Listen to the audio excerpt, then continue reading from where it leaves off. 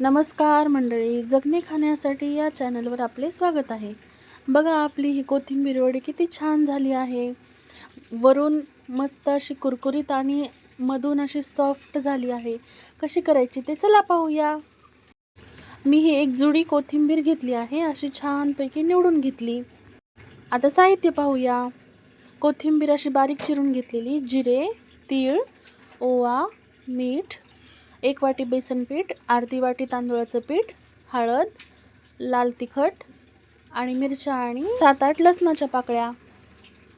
कढई अशी प्रीहीट करण्यासाठी ठेवली आहे. आधी लसण आणि मिरची असं वाटून घेऊया.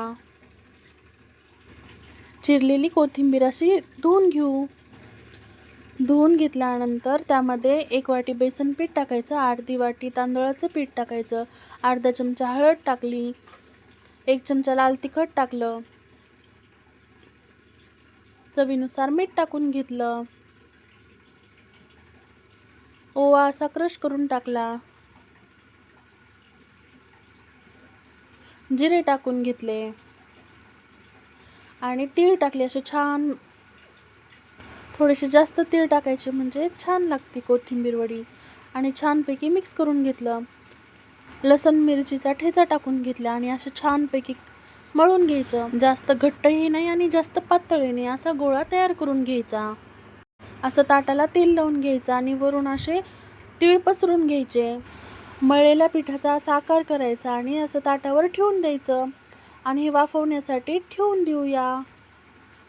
वरून झाकून ठेवू.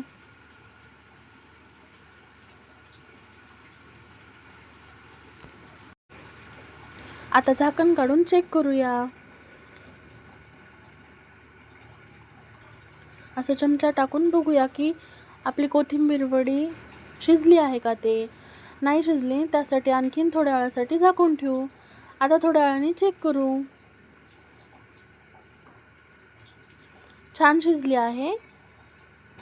बाजूला काढून घेऊया आणि आता गॅसवर तेल तापण्यासाठी ठेवून घेऊ. अशा कोथिंबीरीच्या वड्या करून घेऊया. तुम्ही हव्या त्या आकारामध्ये वड्या करून घेऊ शकता. मी अशा वड्या करून घेत आहे लांब लांब. आता तळून घेऊया.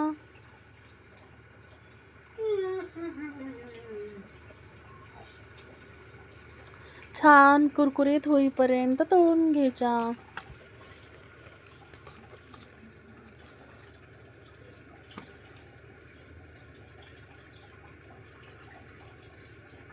बघा किती छान दिसत आहेत आपल्या कोथिंबीर वड्या. तुम्हाला जर आमचे व्हिडिओ आवडत असतील तर लाईक करा, शेअर करा, सबस्क्राईब करा. बेल आयकॉनवर क्लिक करायला अजिबात विसरू नका, म्हणजे जेव्हा पण आम्ही व्हिडिओ टाकू त्याची नोटिफिकेशन तुम्हाला भेटेल आणि तुम्ही लगेच आमचा व्हिडिओ पाहू शकता. अशा प्रकारे आपण सगळ्या कोथिंबीर वड्या तळून घेऊ. बघा आपल्या वड्या किती छान दिसत आहेत. तुम्ही पण एकदा नक्की ट्राय करा.